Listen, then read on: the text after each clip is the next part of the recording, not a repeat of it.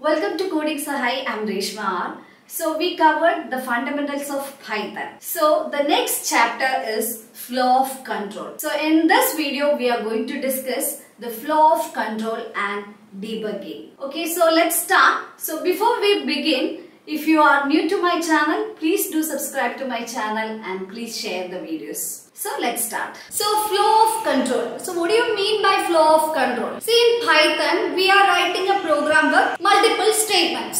So when you are writing these statements, there is an order for execution. That is, when you are writing a program, each line will be executed in an order. So that order of execution of statements in a program is known as flow of control. Okay, so in Python, this flow of control can be executed, or the set of statements will be executed either sequentially or selectively or iteratively. Okay, so statements can be executed sequentially, selectively and iteratively. So here the flow of control can be executed or be implemented in Python using control structures. There are different types of control structures which is used for implementing this flow of control. The Python constructs for the flow of control are sequence, selection and repetition. So we have Python constructs, so sequence, selection and repetition. So in this way, that is either sequentially or selectively or iteratively, we are going to write the program. Okay, so let's see what is sequence, selection and repetition. Suppose you are going to school by school bus. So there is a bus stop from where you are boarding into the bus. Suppose A is the place where you are boarding the bus. Okay, so it comes daily at 7 a.m. and you are boarding into the bus. So from there you are going to the school and there is a junction, and from there you have to take a right turn. So your school bus driver will take the right turn and your bus will reach the school. Okay, so this is your daily routine. That is, you are boarding into the bus and the bus is going, and from junction it is taking right and you are reaching into the school. So that is the daily route from your house to your school. So that is sequence, because there is no obstacles, there is no condition. That is, you have to go straight, then take a right turn and your school will be on the right side of the road. Okay, so that is a sequence we can see. In our Python program also we have the sequence. We studied the program to find the sum of two numbers or to find the product of two numbers. So in all those programs, you know, the statements are executed sequentially. That is, one by one we are writing that one. See, statement 1, statement 2, statement 3, it will be executed in that order. So if you are taking this example, A equal to int, input the first number. So accepting for the variable A, then B. After that, that variables will be used for finding the product. Then it will be printed. So this is the order of execution. So it is sequentially executed. One after the another, then next one, like that it will be executed. This is the normal flow of the program. Okay, so that is our sequence. So every simple programs, whatever we had done in previously, all those programs are executed sequentially. So I told you an example of school bus and you are reaching into the school. So again we can come to that example. So same way as usual, morning you are boarding into the bus, and when you boarded into the bus, driver is getting a call. There is a road construction going on in your school road. Okay, so we don't know whether it is closed or not. He is getting an instruction that, see, if the road is closed, then you go straight, then from the next junction you take a right turn, then go to the school. Okay, there will be another road. So here there is a condition, that is, if there is a road construction, then the road will be closed. Okay, if the road construction is there, then you cannot take the right turn. You have to go straight and from the next junction you can take right. Okay, if the road construction is not there, then you can go in the same road. Okay, so here you are boarding into the school bus. After that, your driver took the bus and he is driving to the school. So there is a roadblock. So he took right. Then through another way he reaches the school. Okay. So here, because of the road closure, you cannot go by that way to reach the school. Okay. So there is a condition. If the road is closed, then you have to go straight. If the road is not closed, then you can go right. So here the flow of control is based on some condition. Here what is the condition we are giving in this situation? Here road is blocked or not. If road is blocked, go straight. If road is not blocked, take right. So that is a selection we can say. So let's see with Python example. See here the execution of statements depend upon a condition test. Okay, so this condition test will be either true or false. So if a condition is true, then the set of statements under that will be executed or some set of instructions will be executed. Okay, otherwise another set of instructions will be executed. If the condition is false, then another set of condition will be executed. So this construct is also known as decision construct. So based on a decision, we are executing the set of statements. So in Python, to execute this type of statements, we have a construct we can say if-else statements. So if-else statements are used for selection or decision making. So here you can see a flow chart. See here we have a statement 1. Some statement either inputting or something will be there. After that we are checking a condition. So if the condition is true, then you can execute the statement 2. If the condition is true, statement 2 will be executed. Otherwise, if the condition is false, then statement 3 will be executed. Okay, shall I ask you a question? See, so in case of sequence, you know statement 1, statement 2 and statement 3. All 3 statements are executed. So whether in this example, whether statement 1, statement 2 and statement 3, all 3 will be executed. No, here statement 1, of course it will be executed. After that we have a condition checking. So if the condition is true, then statement 2 will be executed. Otherwise, statement 3 will be executed. So there is a true or false condition. So here actually 2 set of statements will be executed. Statement 1 or statement 2, statement 1 or statement 3. It depends on the condition. Okay, so that is our selection construct. So next we have repetition. So what is repetition? Suppose in your school some dance competition is going on, and when you watch this dance you can see one thing, that is for some 30 seconds of music or for 15 seconds of music, that is with the same rhythm, the children or the dancers are dancing with the same steps, right? Same steps are repeating. That step if you want to code, that is, you know, for example from 15 seconds to 20 seconds, you want to dance the same set of steps. In that step also we have right and we have left. Right, left, something like that will be there, right? So that kind of situation, suppose you want to make it as a code, then you can use this concept repetition. So in our Python, we have different options to execute this repetitive task. So another example, if we take multiplication table. See the multiplication table of 2, if you are saying 1 2s are 2, 2 2s are 4. So here we are multiplying by 2. Repetitively we are multiplying by 2. But only thing that 1, 2, 3, 4, it is changing. Even in the dance also, I told you 15 seconds to 20 seconds. So 15, 15th second, 16, 17, 18, 19, 20. Seconds are changing but the steps are same. Here in the multiplication table, 1, 2, 3, 4, these are changing but 2 is remaining same and the multiplication also same. So that is our repetition. So let's see. So a set of statements are executed repeatedly until a condition is true or false. So in the dance example, what is the condition? It starts from 15 and when it reaches 20 seconds. So that is the condition.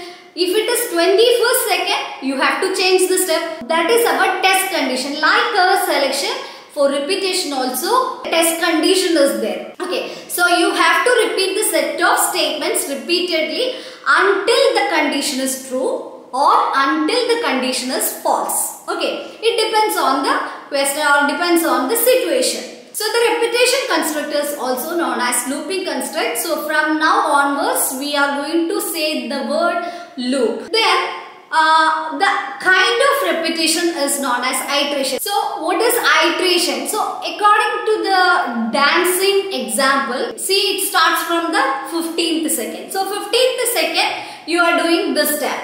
Then that is the first iteration. Then second, that is in the 16th second, you are doing on the left side. So that is second iteration. Then 70, third, 80, 4, 90, 5, 26. So whenever we reaches 20, that iteration will be completed. So each step in that dance is an iteration. Then the set of statements repeated again and again are known as body of the loop. Okay, so body of the loop is working actually. So for multiplication table, 1 2s are 2, 2 2s are 4, 3 2s are 6. So that is the body of the loop. So here we are writing only one statement and that statement will be repeated. So for repetition, the repetition constructs are, or the looping constructs are while and for. While is a keyword and for is also a keyword. So both ways we can do this repetition task or the iteration we can do. Okay. So this is the flow chart for repetition. Statement 1, it is executed. After that we are checking a condition. If the condition is true, then statement 2 and statement 3 are executed. So statement 2 and 3 are repeated. So whenever this condition is false, that time only we can exit from this one. Exit from this loop. Until that it will be rotating like this. Okay, so that is our repetition. So now we have to study the selection constructs if and the repetition constructs for and while. So before we begin that topic, we have to study the different types of errors in Python. So our next topic is debugging. So debugging, that is, you know, when a programmer writes a program, there is a chance of making mistakes, that is errors in the program. It may be you are missing some brackets, or sometimes you are not giving comma or something like that, or you are not getting the correct output, the logic may not be correct, or sometimes your program may close without giving any message, or it may crash. So these are all some errors in the program. We can say the errors in a program as bugs. Okay, so bug is an error. To identify these bugs or errors in a program and remove that errors with the corrected code. So that is our debugging. So debugging means the process of identifying and removing bugs or errors from a program. So there are different types of errors in Python. So in Python, the errors are categorized as syntax errors, logical errors and runtime errors. So let's see in detail. So the first type of error is syntax errors. So syntax, you know, that is, there are some rules for writing a Python program.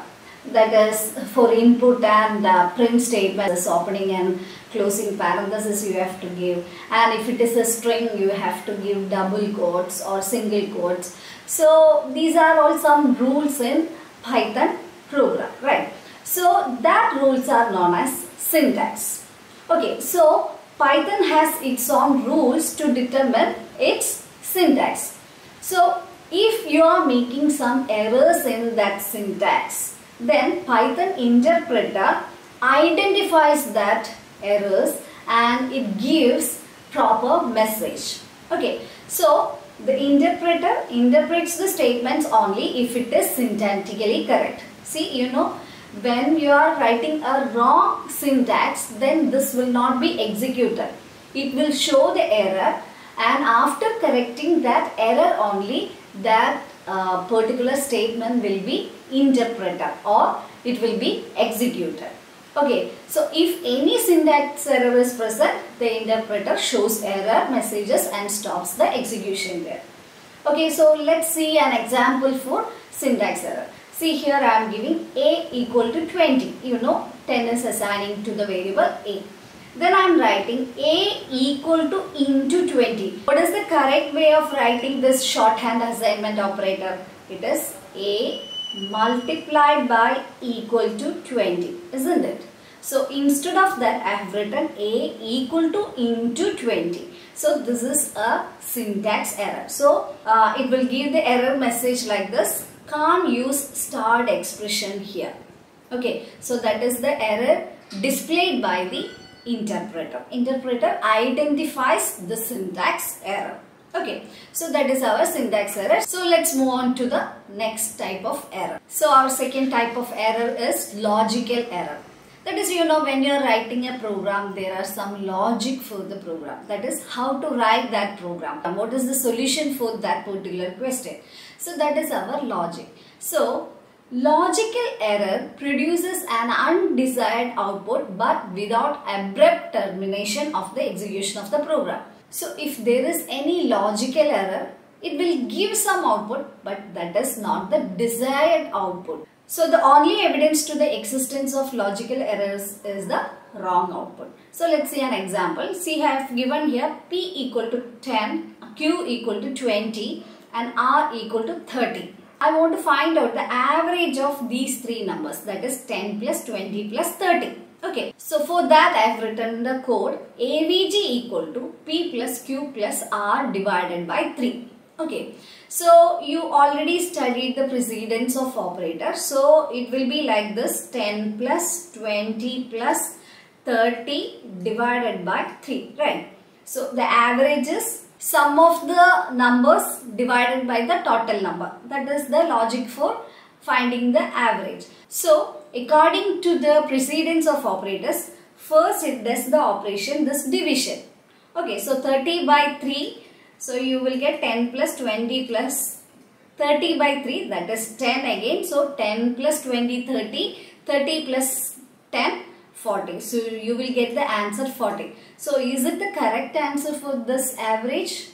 No. Actually, we have to add all these three, that is 10 plus 20 plus 30 whole divided by 3, right? His actual code should be like this: AVG equal to, in bracket, in parenthesis, we have to give P plus Q plus R whole divided by 3. So in this case, it does the operation 10 plus 20 plus 30 whole divided by 3. That is 10 plus 20 plus 30, you will get 60 divided by 3. You will get the answer 20.0. So this is our average. Because of our wrong code, you got the output as incorrect. Okay, so that is our logical error. See, if you are writing like this, Python interpreter doesn't identify this as an error because this is a valid statement in Python. Python interpreter cannot identify this error, but the output is wrong. So that is our logical error. So let's move on to the next type of error. So the third type of error is runtime error. So a runtime error causes abnormal termination of program while it is executing.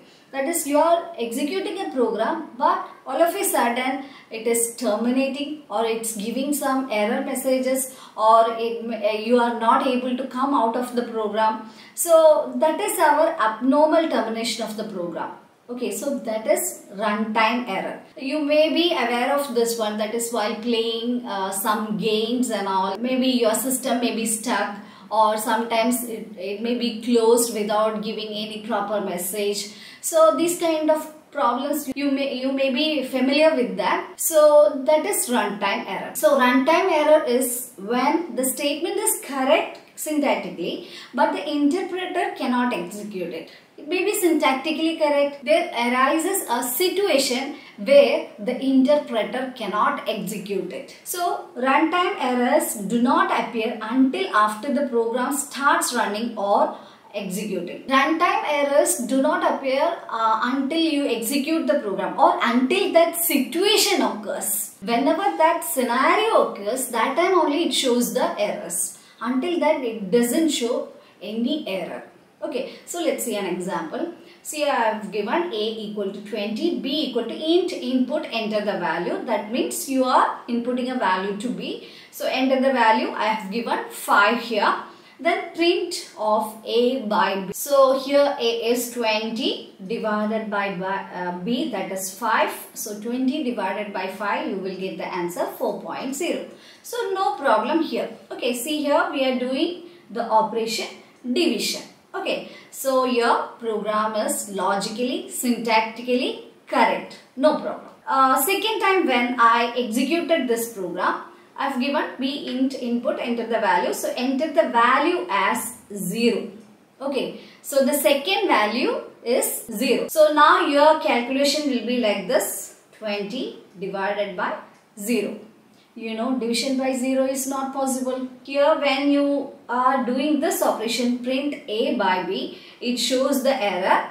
Trace back, see file line 1 in print AB. There is an error, it is showing 0 division error, division by 0. So whenever that situation comes, it occurs, that time only it is showing the error. So until you enter a 0 value for the denominator, till that it doesn't show any error. So whenever that scenario happens or that scenario arises, till that the interpreter doesn't show any error. So that is our runtime error. So division by 0 is a runtime error. So these are the different types of errors in Python. So we covered the flow of control and debugging. So in flow of control, I already mentioned the selection constraints and the iterative constraints. So our next session is selection constraints. So that we are going to discuss in the next video. So the topics to be covered in the next session are if else, if elif, and nested if. Hope you are clear with the portions we discussed today. If you have any doubts or suggestions, please feel free to comment. Thank you for watching.